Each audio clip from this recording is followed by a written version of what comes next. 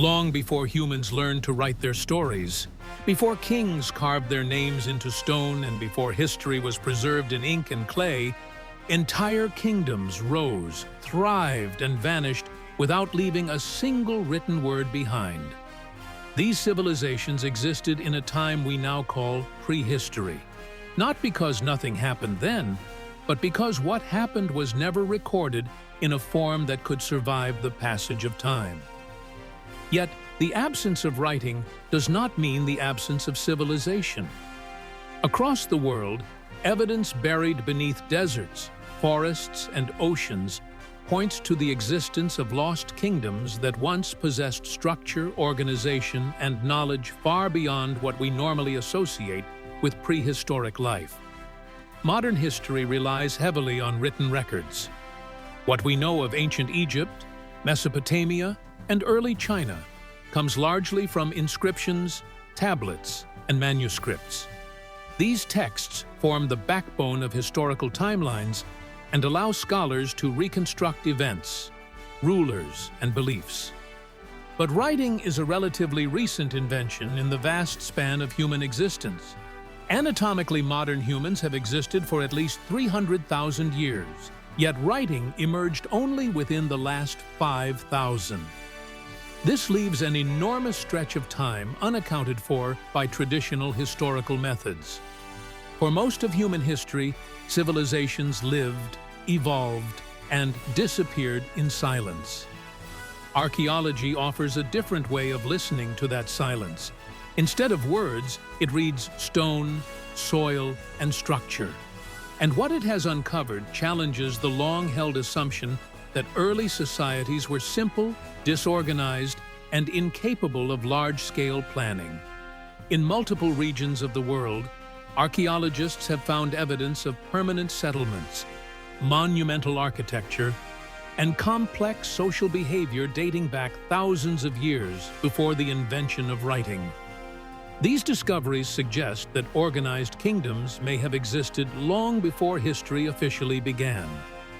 One of the most compelling regions for this hidden past lies beneath the sands of the Sahara Desert. Today, the Sahara is the largest hot desert on Earth, a vast and unforgiving landscape that seems incapable of supporting complex societies. But this has not always been the case. Geological and climatic evidence shows that between roughly 10,000 and 5,000 years ago, the Sahara was a green and fertile land. Rainfall was abundant, rivers flowed across the region, and large lakes dotted the landscape. This period, often called the African Humid Period, transformed the Sahara into an environment capable of sustaining large human populations. During this time, people did not merely pass through the region as nomads. They settled, built, and organized. Satellite imagery has revealed ancient river systems, road networks, and settlement patterns hidden beneath layers of sand. In some areas, archaeologists have identified the remains of towns and ceremonial centers that suggest coordinated planning rather than random habitation. These were not isolated camps, but interconnected communities that depended on shared resources and collective labor. Rock art found across the Sahara further supports this picture.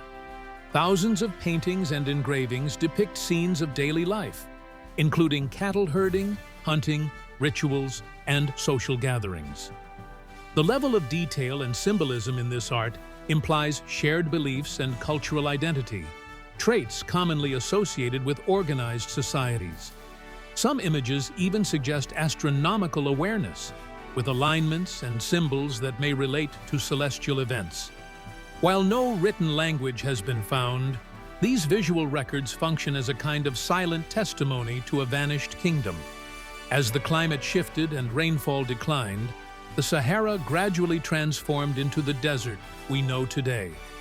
Rivers dried up, lakes disappeared, and once fertile lands became uninhabitable.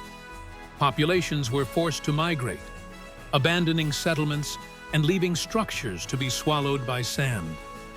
Over generations, memories faded, oral traditions broke, and the existence of these societies slipped from human awareness.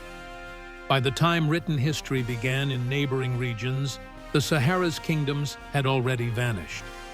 Africa is not alone in holding such secrets. In South America, deep within the Amazon rainforest, evidence has emerged of large, complex societies that existed long before European contact. For centuries, the Amazon was believed to be an untouched wilderness, incapable of supporting advanced civilization. This view has been overturned by recent discoveries of vast earthworks, including geometric enclosures, raised fields, and interconnected settlements spread across thousands of square kilometers. These structures indicate long-term planning, environmental engineering, and population densities far greater than previously imagined. The people who built these Amazonian settlements altered their environment deliberately, creating fertile soil known as terra preta, which remains rich and productive even today. This level of agricultural knowledge suggests a deep understanding of ecology and long-term sustainability. Yet, when European explorers arrived, these societies were already gone, likely decimated by disease, conflict, or environmental change. Without written records, their history survived only in the land itself. In Southeast Asia, similar patterns emerge. Beneath dense jungles lie the remnants of ancient urban centers, including complex water management systems, road networks, and monumental structures. Some of these sites predate known kingdoms and show evidence of sophisticated planning that would have required centralized authority. These were not temporary settlements, but enduring cities, sustained over generations. Their disappearance, like so many others, was gradual and silent, leaving no chronicles behind. Even in Europe, traces of pre-literate kingdoms challenge the idea that complexity arrived only with writing. Megalithic sites such as Stonehenge, Karnak, and countless lesser-known structures across the continent demonstrate precise engineering and astronomical alignment dating back thousands of years before written language. These monuments required coordinated labor, shared knowledge, and social organization. They suggest the existence of hierarchical societies capable of mobilizing large groups for long-term projects. What unites these lost kingdoms is not just their age, but the way they disappeared. Most were not destroyed by a single event, but by gradual environmental changes that made their way of life unsustainable. Climate shifts, droughts, floods, and resource depletion forced populations to move, adapt, or perish. Without writing to preserve their memory, their identities dissolved over time. Successor cultures may have inherited fragments of their knowledge, but the original societies themselves were forgotten. This pattern raises an important question. How many kingdoms have been lost simply because they existed before writing? Our understanding of the past is shaped by survival bias. We study civilizations that left durable records and overlook those that did not. Writing gives permanence to memory, but its absence does not equate to insignificance. A kingdom can shape landscapes, influence migration, and contribute to human development without ever carving its name into stone.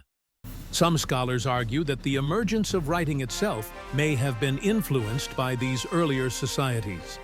As populations grew and interactions became more complex, the need to record transactions, rituals, and authority may have arisen. Writing, then, would not mark the birth of civilization, but a new stage in its evolution. The civilizations that came before laid the groundwork, developing social structures and knowledge systems that later cultures formalized in text. The reluctance to fully acknowledge pre-literate kingdoms stems partly from the limitations of evidence. Without texts, interpretation becomes more difficult, and conclusions remain provisional.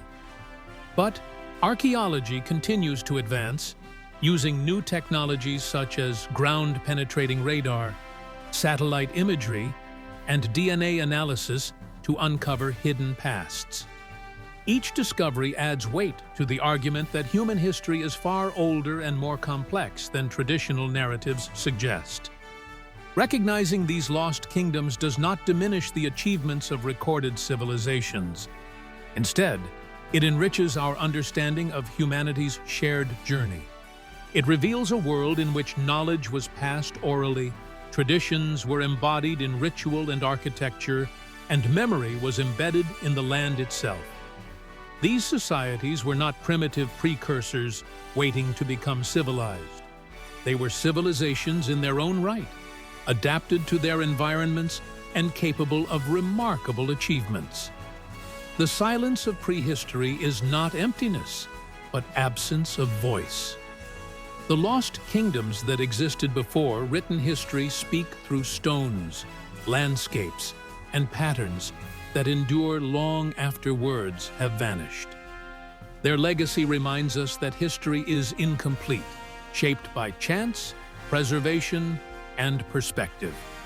As long as we equate civilization solely with writing, we risk overlooking vast chapters of our own story.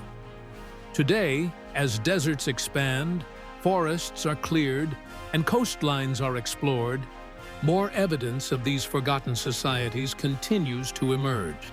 Each finding challenges us to rethink what it means to be civilized, and to acknowledge that human achievement did not begin with ink and parchment. Long before history was written, kingdoms rose and fell, shaping the world in ways we are only beginning to understand. Their stories remain unfinished, waiting to be reconstructed from the fragments they left behind, reminding us that the past is deeper, older, and more mysterious than we have ever imagined. Subscribe to this channel for more.